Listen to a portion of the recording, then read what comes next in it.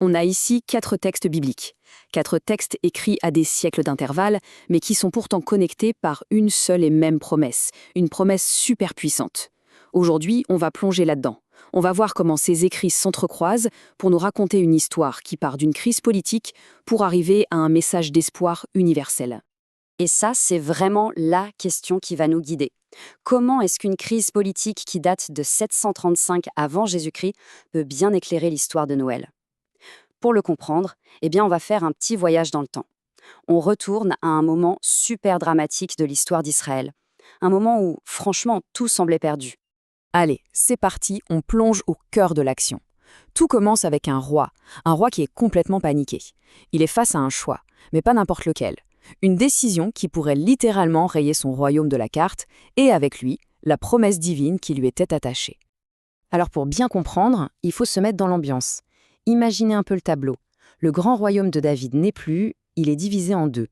Et au sud, à Jérusalem, on a un roi, Akaz, il a à peine 20 ans, et il est complètement coincé. Pris en étau.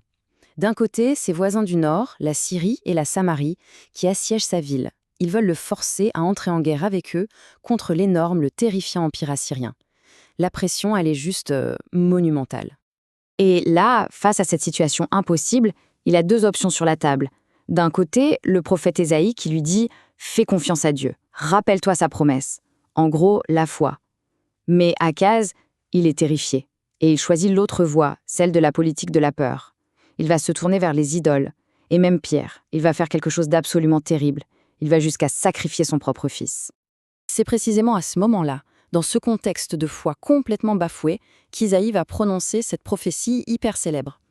Akaz, avec une hypocrisie totale, refuse de demander un signe à Dieu. Alors Isaïe lui dit, en quelque sorte, « Puisque c'est comme ça, Dieu va te donner un signe lui-même. » Et le signe, c'est quoi? C'est la naissance d'un enfant qui s'appellera Emmanuel. Et Emmanuel, ça veut dire « Dieu avec nous ». C'est la preuve que même si le roi est infidèle, Dieu, lui, reste fidèle à sa parole. Cette histoire d'Akaz, son échec, ça nous amène à une question bien plus profonde. C'est une question qu'on retrouve dans les psaumes. Au fond, c'est quoi être fidèle? Est-ce que c'est juste suivre des règles? Eh bien, pas vraiment. Pour y voir plus clair, le psaume 24 nous donne 3 pistes. La toute première, c'est de ne pas élever son âme vers les idoles. C'est une expression un peu imagée. Dans la Bible, élever son âme vers quelqu'un, ça veut dire le prier, le reconnaître comme un Dieu. Donc, la première étape, c'est qui est-ce qu'on choisit d'adorer? Deuxième piste, avoir le cœur pur. Attention, ici pur ne veut pas dire parfait moralement. Pensez plutôt à un élément chimique pur, comme de l'or pur. C'est un cœur qui n'est pas mélangé, qui est tourné à 100% vers le Dieu unique. C'est tout le contraire du cœur d'Akaz, qui était divisé, partagé entre Dieu et ses idoles. Et enfin, la troisième clé, les mains innocentes. Là encore, c'est très concret. Ce sont des mains qui n'ont pas fait de sacrifice aux faux dieux, qui ne se sont pas levées pour prier des idoles.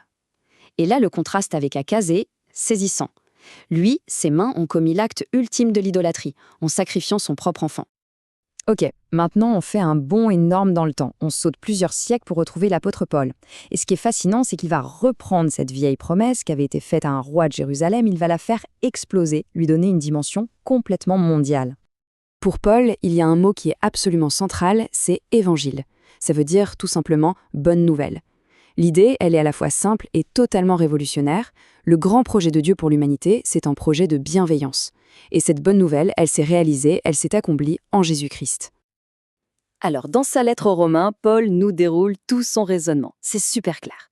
D'abord, il dit que ce plan de Dieu, il ne sort pas de nulle part. Il a été promis par les prophètes. Ensuite, ce plan, il concerne qui? Son fils, Jésus. Il insiste sur le fait que Jésus descend bien du roi David selon la chair. Mais le truc qui change tout, c'est la résurrection. C'est ça qui le révèle comme fils de Dieu.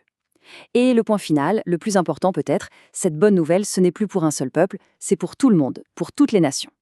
Et on arrive au moment clé, au point culminant de toute cette histoire. On est dans l'évangile de Matthieu.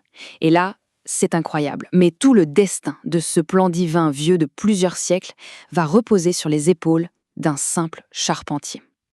Matthieu ne perd pas de temps, il va droit au but. Il cite mot pour mot la prophétie d'Isaïe. Voilà, après des centaines d'années d'attente, le moment est enfin là.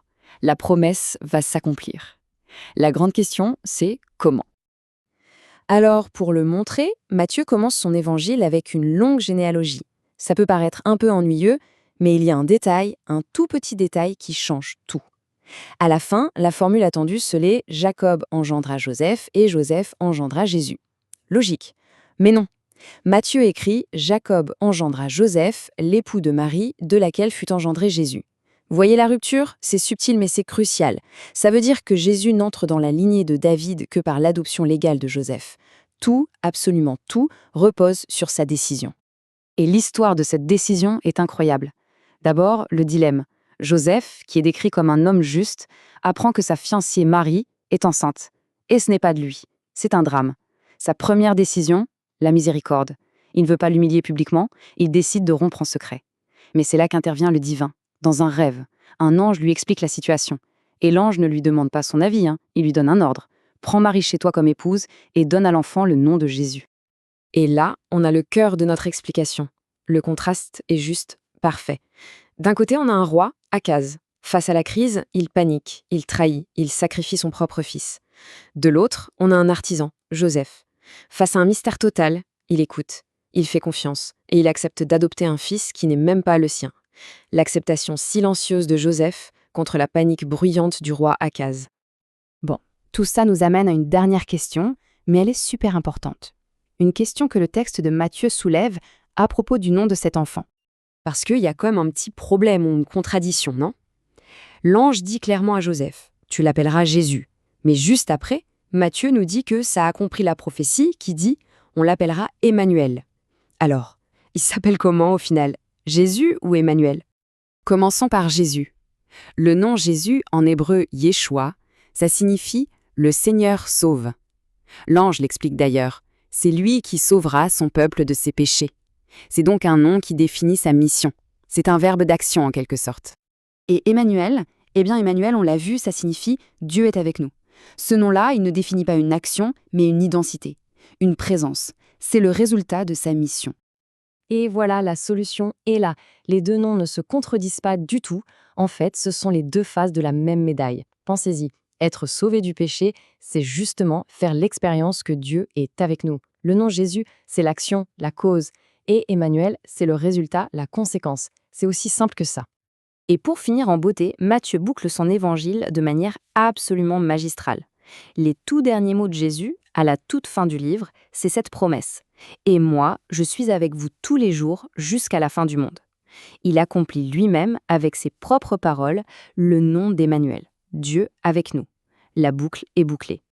Alors, on termine avec cette question pour réfléchir. Si un simple moment de foi, de confiance silencieuse, peut changer le cours de l'histoire bien plus que toutes les manœuvres politiques d'un roi, qu'est-ce que ça nous dit sur là où se trouve le vrai pouvoir?